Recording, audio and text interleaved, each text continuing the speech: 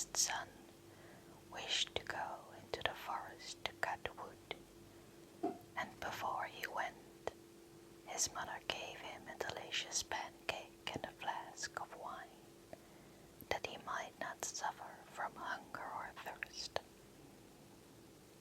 When he came into the forest, a little old grey man met him, who wished him good day and said, "Give me a bit of cake out of your pocket, and let me have a drink of your wine.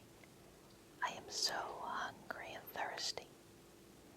But the prudent youth answered, "Give you my cake and my wine. I haven't got any. Be off with you." And leaving the little man standing there, he went off.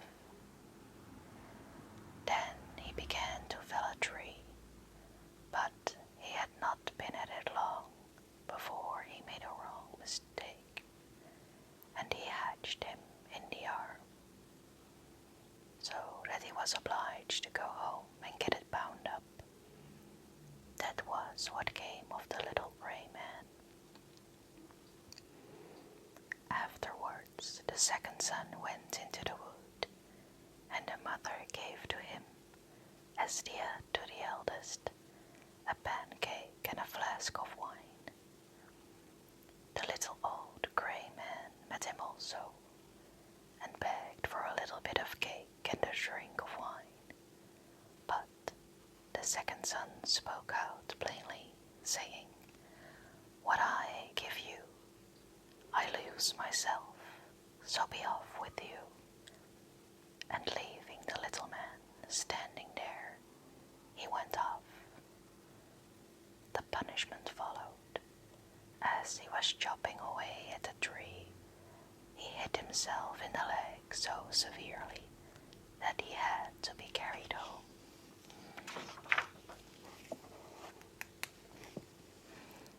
Then said the simpleton, "Father, let me go for once into the forest to cut wood." And the father answered, "Your brothers have hurt themselves by doing. Give it up. You understand nothing about it." But the simpleton went on begging so long that the father said at last, "Well, be off with you. You will only learn by experience." The mother gave him a cake.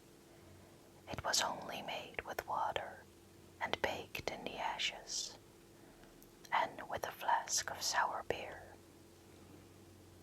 When he came into the forest, the little old grey man met him and greeted him, saying, "Give me a bit of your cake and drink from your flask. I am so hungry and thirsty." And the simpleton answered, "I have only a flour and water cake and sour beer, but if that is good enough for you, let us sit down together and eat." Then they sat down, and as the simpleton took out its flour and water cake, it became a rich pancake, and the sour beer became a good wine. Then they ate and drank, and afterwards the little man said, "As you have such a kind heart, and shared what you have so willingly, I will bestow good luck upon you. Yonder stands an old tree. Cut it down, and at its roots you will find something." And thereupon the little man took his departure. The simpleton went there, and hewed away at the tree, and when it fell he saw, sitting amongst the roots, a goose with feathers of pure gold. He lifted it out and took it with him to an inn, where he intended to stay the night. The landlord had 3 daughters who, when they saw the goose, were curious to know what wonderful kind of bird it was, and ended by longing for one of its golden feathers. The eldest thought, "I will wait for a good opportunity, and then I will pull one of its feathers for myself." And so, when the simpleton was gone out, she seized the goose by its wing, but there her finger and hand had to stay, held fast. Soon after came the second sister with the same idea of plucking one of the golden feathers for herself, but scarcely had she touched her sister than she also was obliged to stay, held fast. Lastly came the third with the same intentions, but the older screamed out, "Stay away! For heaven's sake, stay away!" But she did not see why she would stay away, and thought, "If they do so, why should not I?" and went towards them. But when she reached her sisters there, she stopped, hanging on with them, and so they had to stay all night.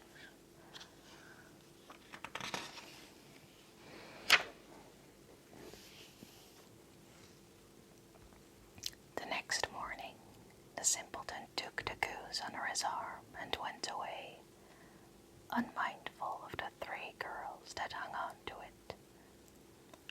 The three had to run after him, left and right, wherever his legs carried him. In the midst of the fields they met the parson who, when he saw the procession, said, "Shame on you girls, running after a young fellow through the fields like this." And forthwith he seized hold of the youngest by the hand to drag her away. But hardly had he touched her, when he too was obliged to run after them himself. Not long after the sexton came that way, and seeing the respected parson following at the heels of the three girls, he called out, "Oh, your reverence, whither away so quickly? You forget that we have another christening today." And he seized hold of him by his gown. But no sooner had he touched him than he was obliged to follow on too, as the five thrummed on. One after another, two peasants with their hoes came up from the fields, and the parson cried out to them, and begged to them to come and set them and the sexton free. But no sooner had they touched the sexton than they had to follow one too, and now there were 7 following the simpleton and the goose. By and by they came to a town where a king reigned, who had an only daughter who was so serious that no one could make her laugh. Therefore the king had given out to whoever should make her laugh should have her in marriage. The simpleton, when he heard this, went with his goose and his hangers-on into the presence of the king's daughter, and as soon as she saw the 7 people following always one after the other, she burst out laughing, and seemed as if she could never stop, and so the simpleton earned a right to her as his bride. But the king did not like him for his son-in-law, and made all kinds of objections, and said he must first bring a man who could drink up a whole cellar of wine. The simpleton thought that the little grey man would be able to help him, and went out into the forest. And there, on the very spot where he felled the tree, he saw a man sitting with a very sad countenance. The simpleton asked him what was the matter, and he answered, "I have a great thirst, which I cannot quench. Cold water does not agree with me. I have indeed drunk up a whole cask of wine, but what good is a drop like that?" Then said the simpleton, "I can help you. Only come with me, and you shall have enough." He took him straight to the king's cellar, and the man sat himself down before the big vats and drank, and before a day was over, he had drunk up the whole cellar full,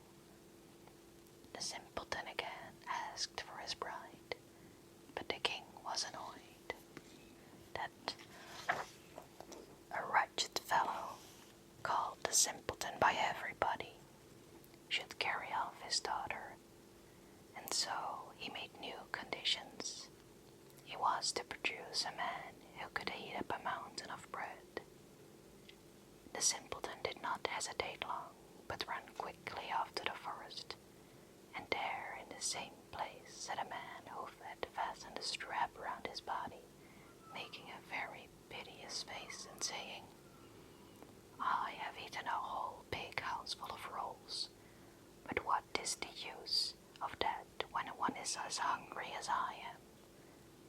My stomach feels quite empty, and I am obliged to strap myself together, that I may not die of hunger." The simpleton was quite glad of this and said, "Get up quickly and come along with me, and you shall have enough to eat." He led him straight to the king's courtyard, where all the meal in the kingdom had been collected and baked into a mountain of bread. The man out of the forest settled himself down before it and hastened to eat, and in one day the whole mountain had disappeared. Then the simpleton asked for his bride the third time. The king, however, found one more excuse, and said he must have a ship that should be able to sail on land or on water. "So soon," said he, "as you come sailing along with it, you shall have my daughter for your wife." The simpleton went straight to the forest, and there sat the little old grey man with whom he had shared his cake, and he said, "I have eaten for you, and I have drunk for you. I will also give you the ship, and all because you were kind to me at the first."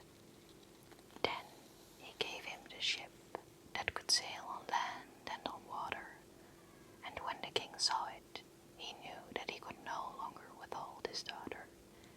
The marriage took place immediately, and at the death of the king, the simpleton possessed the kingdom and lived long and happily with his wife.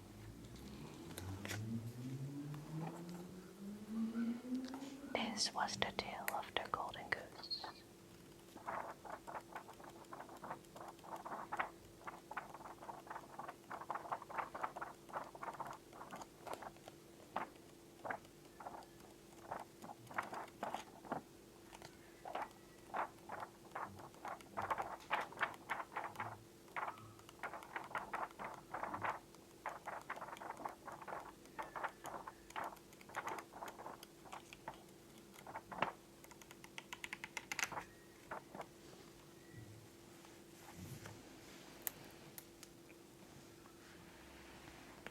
This was a story from my Grimm's fairy tale book. I also have a very vintage one in Dutch, and also a book of Andersen's fairy tales, and I also have an Andersen's fairy tale book in Dutch. So if you want to hear any other stories from those books, or if you have any other request, please don't hesitate to let me know in the comments. Also, please give a thumbs up and like in the corner down here, and please click the subscribe button by hitting the round circle over here somewhere. I'll see you all